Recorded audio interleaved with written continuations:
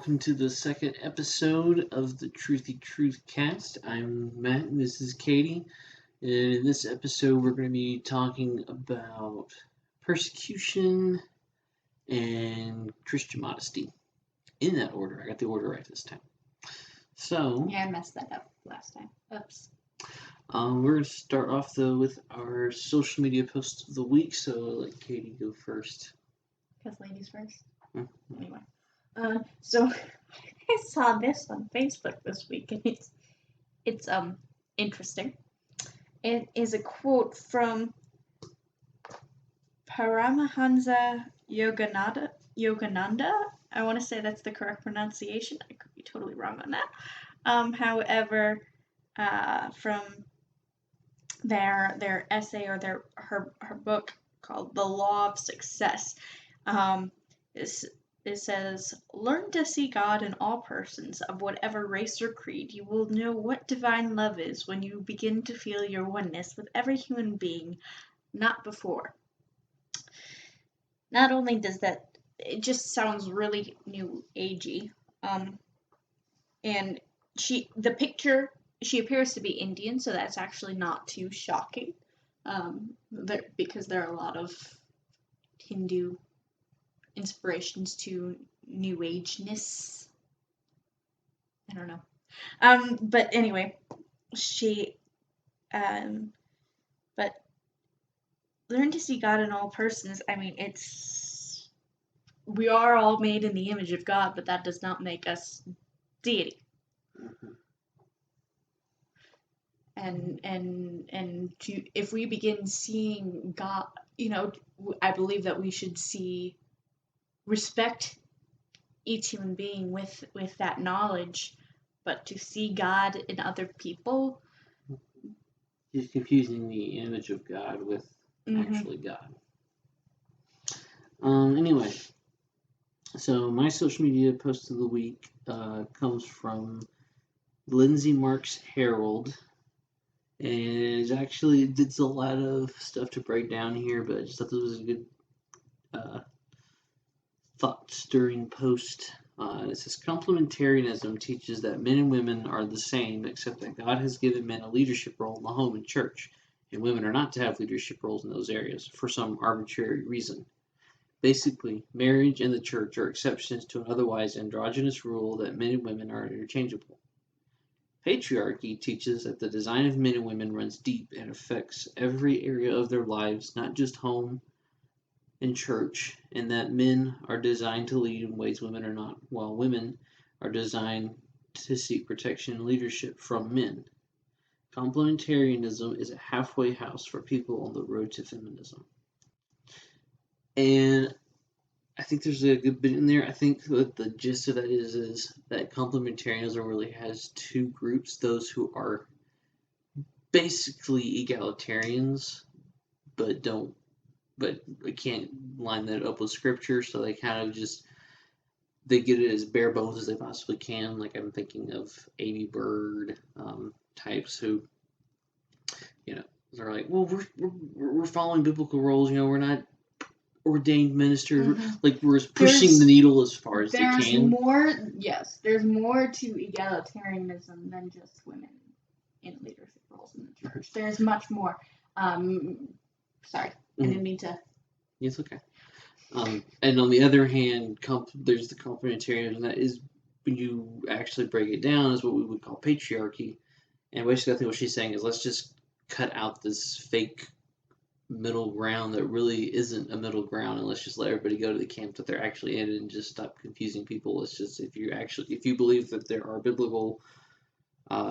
biblical roles are rooted in more than just arbitrary, God decided men would lead, then just go ahead and use the term patriarchy. It's not a bad word.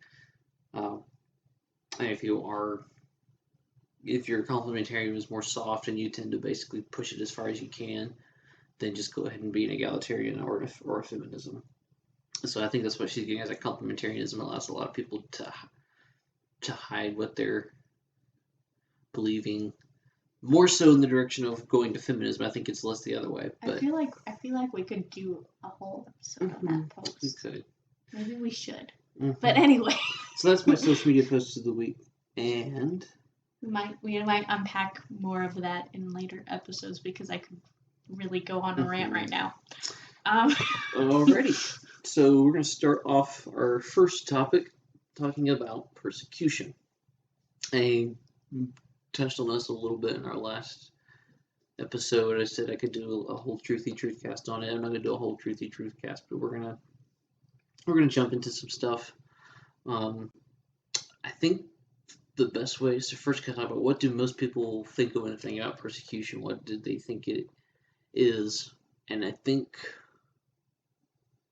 the best way to get it is you'll see appeal to verses like, particularly verses from Jesus, like in the Sermon on the Mount, like "Blessed are you, and men revile you and persecute you," and blah blah blah. And so persecution is almost seen as a badge of honor, seen as a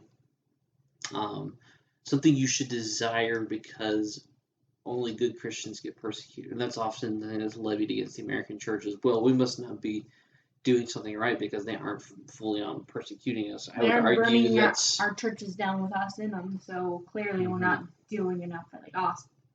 I would argue that since we are seeing more and more pushback, and I would say non-physical persecution, and yet the American church is definitely still incredibly weak and sick church. I mean, sick in the sense that it's deficient. Not that it's like twisted or something, although there are some twisted churches. But anyway, I think the mentality. I'm trying to think. I'm trying to figure out how to even word this. Like there's two ways you can look at persecution. I'm trying to figure out how to grab onto it verbally and give you all an idea of what I'm trying to say. Perhaps it's best to say what I just flip it around. So when I see the Bible as the biblical idea of persecution, it's the equivalent of a soldier being shot at.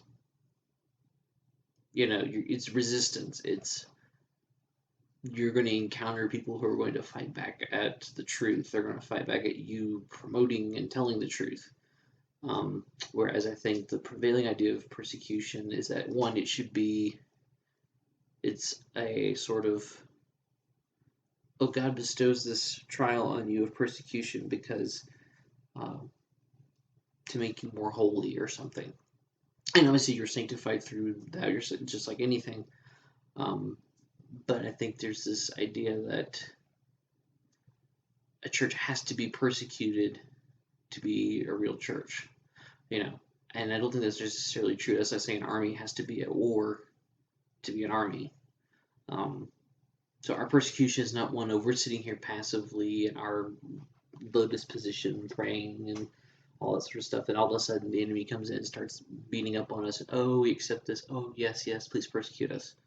I think what Jesus is saying, it's kind of what Winston Churchill also said, where, at the end of your life, if you have not made any enemies, that means you never stood for anything. And I think when Jesus said blessed, because he doesn't just say blessed are you for being persecuted, he says for my name's sake. So it's not just random, good for you, you suffered. It's blessed are you when you are being so bold in proclaiming me that you are met with resistance. And so I think the other question is, well, can you push back against the resistance with your own resistance? And that's where you guys talk about the sort of passive nature of persecution. And I think if you're a whole Bible Christian, I don't think that you can always say that. I mean, you look at Nehemiah and the Jews when they were rebuilding the walls of Jerusalem, and Sanballat was persecuting them. That's what it was. What do? They don't fight back, but they do defend themselves. They arm themselves, and they are guarding as they're building the wall. So I don't think persecution has to be the sort of received passively. I think you can. I don't think the response to it is to build up and go out and fight, but I do think that it is appropriate to take measures to protect yourself, and be wise as serpents and harmless as doves. And I think there's also this aspect of persecution that, especially modern Christians view, and I think this is largely due to the influence of the Roman Catholic Church, frankly, the idea that persecution is penance. It's the price we pay for. I mean, just in general, it's penance, Mm-hmm. really. Yeah, persecution happens when the church gets soft, and there's some truth to that. That resistance makes you stronger because you either fall or you stand. That's just a general truth in life. And I think that's part of what's going on with persecution. Another thing is persecution permanent. There's an idea that the persecution will always be there with the church. There was a tweet weeks ago where some Catholic was saying that Christians should regularly expect to be crushed under the wheels of, I don't know if it was power or what, and they basically went on this whole bunch of nonsense about because this world isn't our home, because we shouldn't expect to be blah blah. And I think that was just completely wrong. It's like such a defeatist attitude. It ignores that actually, yes, this world is our home. We see in Revelation that we will live in the new heavens and the new earth, and that we are called while we're here to disciple the nations. The Great Commission doesn't say, "Go therefore into all nations and win souls." The Bible never tells us to win souls. It tells us to disciple nations. It doesn't even say disciple people. It says, persons. It says disciple nations. There's a societal aspect to that. So no, I mean, Christians should expect to regularly be confronted and resisted by those in power. But no, we should not expect to be regularly crushed. All right, on to topic 2. Biblical modesty. No, this is not just for women. But anyway. It usually does tend to come to women. It does. Because women, I'm here.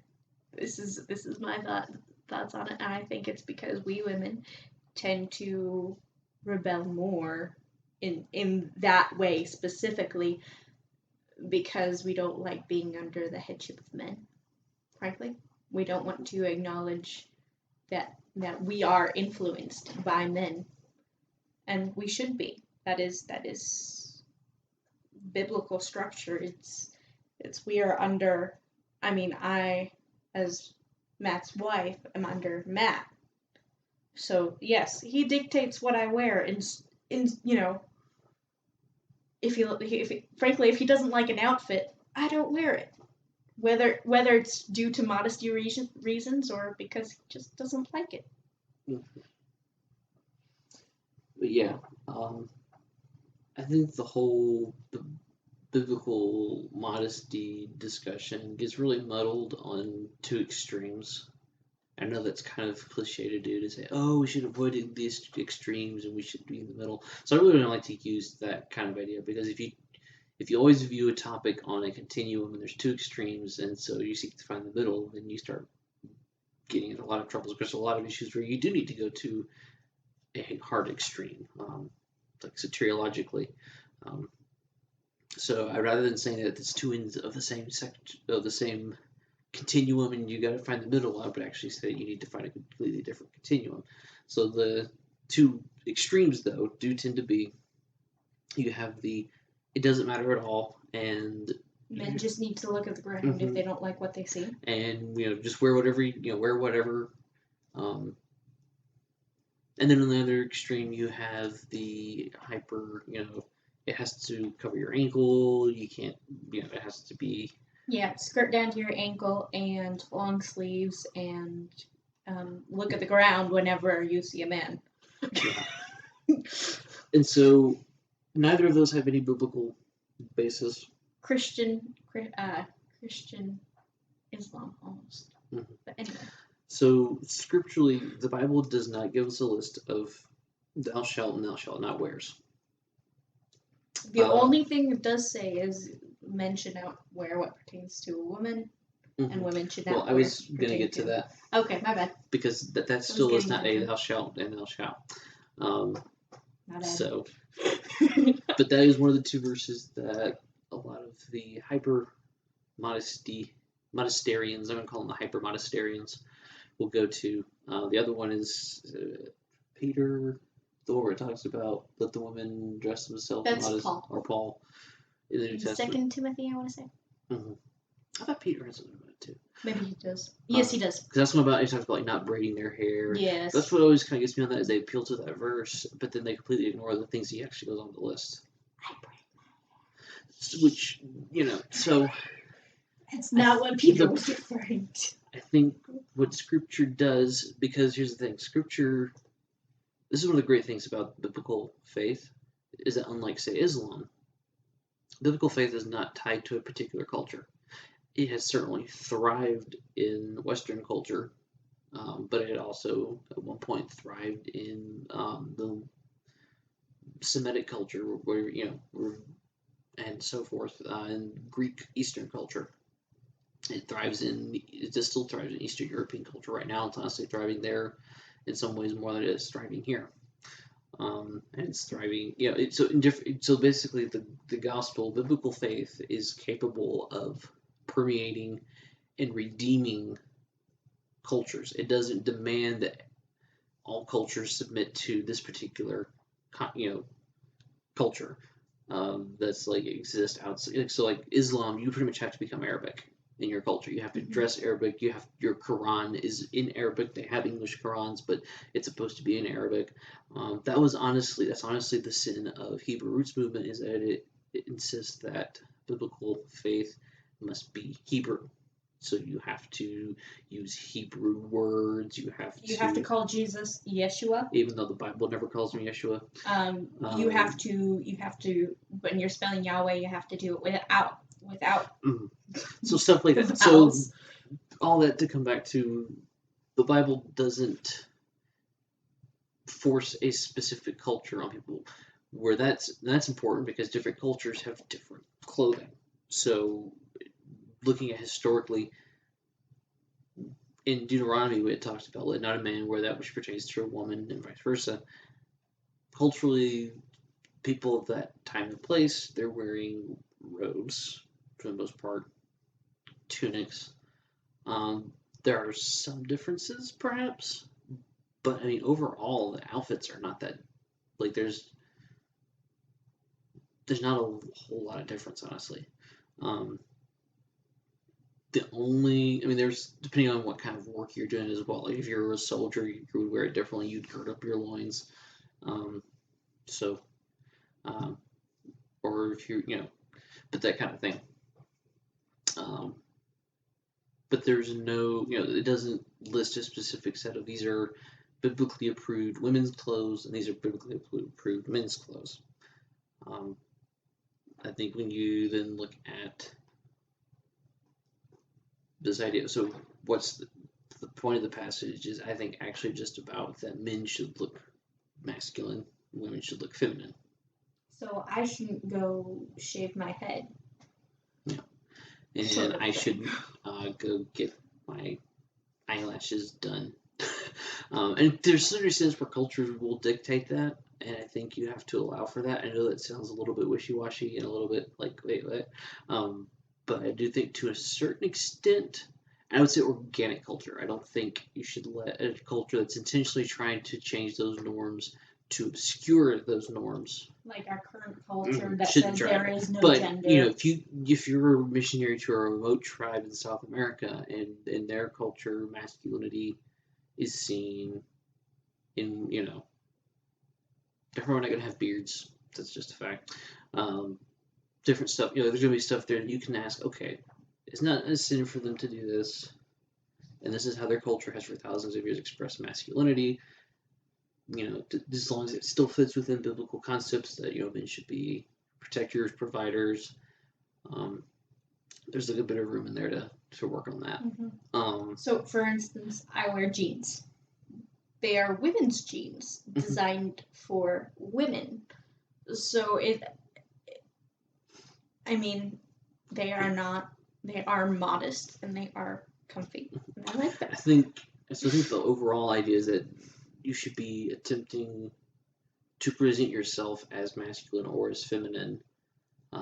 With your appearance, you should be attempting I think also the principle in biblical modesty that you shouldn't attempt to flaunt. I think that's what's more after than you should show X amount of skin.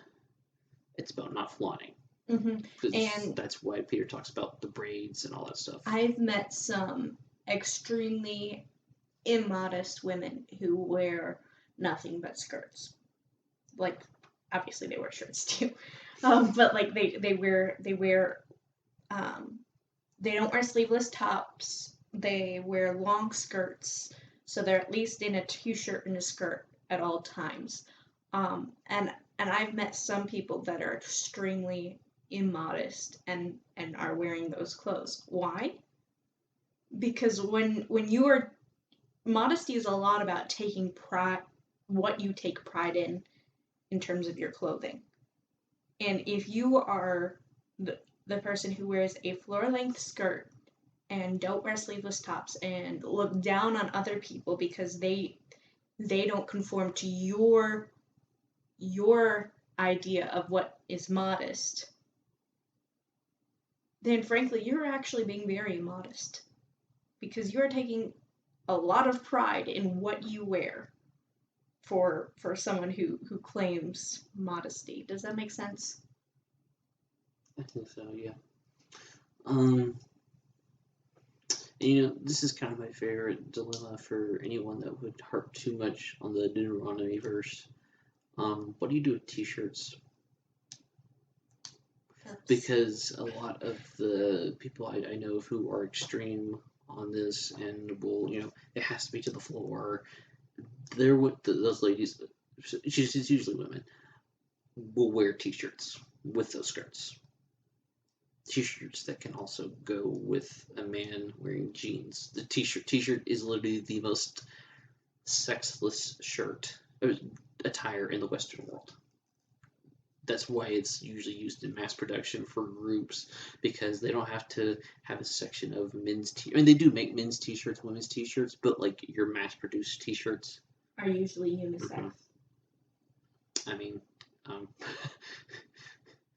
that, you know, if you go to like some kind of event and they're giving out t-shirts, they're not going to really have a whole lot of. The only reason they might have it, they'd have it categorized by sex, is sometimes the sizes can be a little different. But in terms of the style and the cut and how they look, no. So I think that kind of, so this is a little bit what I'm getting at. That at the end of the day, it's more about what you're trying to present, you know. And if you're if you're actively trying to say, oh, I'm a woman, but I want to look like a man, like if you're actively trying to present a masculine appearance, I think that's an example of immodesty. If you were purposely attempting to flaunt skin, just for the sake of it, you know, just because you can. You know, and I think also it's also about behavior. You know, you can be a flirt in a skirt. That was cheesy, but it was. But you get my point. I mean, this at the end of the day, I know growing up, I had this experience a lot, kind of a little bit what Katie was talking about, but a lot of times the women I knew, the girls I knew, who checked all the modesty boxes were often some of the most ungracious. Like, it was, they just, you know, they had this one appearance, but their behavior didn't match it. And then on the other side, there were people I knew who they wouldn't check any of the boxes really, but their behaviors were more Christ-like. So, you know, and it's muddled, and then I think the biggest takeaway is don't create a list of what is and isn't, because the Bible doesn't create a list. Instead, try to understand the principles, apply those principles as best you can, and give grace. You know, if you're out and you see a fellow Christian and she's wearing something you wouldn't wear. She's wearing shorts that come down to her knees. They come down to her knee. Don't just go, oh, she's a floozy, or whatever, you know, because she may have wrestled for this, and her convictions has no problem wearing them. You can't find anywhere in the Bible where it would say that is immodest. So yeah. I'm gonna touch on this real quick. I also know people that because of the passage in Peter where it talks about women shouldn't braid their hair. Mm-hmm. Well, I'm gonna dive into that just a little bit here. Women, the braids that we do today, like if I were to just braid my hair right now, it would probably take me a matter of 2 minutes at the most. And I have fairly long hair. But then it would literally take hours. The braids that they would do were so intricate and so involved that it would literally take hours for them to do. So basically, it was vanity. That's all it was. It was vanity. So the braiding of the hair, that's what Peter was referring to. Abstain from vanity was what Peter was saying there. It wasn't saying, oh, you can't put your hair in a braid so it stays out of your way while you wash the dishes or cook supper or something like that. It was, make your husband a sandwich. It was about abstaining from vanity. Sorry, just wanted to throw a cultural aspect out. That's good. Yeah, and you can go off on a lot of rabbit trails on this. Should men have long hair? Should women have short hair? Again, it's about men not looking effeminate and women not looking masculine. And obviously, actually, on that topic, you do have a little bit more to work with because 1 Corinthians 11 talks about it. But I will say, if you, as a Christian, believe that men having long hair is absolutely a sin, then you need to explain to me why God instituted the Nazirite vow, which specifically includes not cutting their hair. So biblically, it cannot be a sin at all times. Anyway, let's move on to headline of the week. Matt's taking this one, and it's a very interesting one that only Matt, several people would have picked, but in this relationship, Alrighty. I would not have picked it. It was very much his pick. This is from the New York Times. Can I get some? I'll put this in the post, but I need to get some weird alien music. No longer in shadows, Pentagon's UFO unit will make some findings public. So apparently, it's a thing that's been going on for a little while now that the U.S. government is getting more and more open about its UFO program. So I don't know. I like this I like that kind of stuff. I like to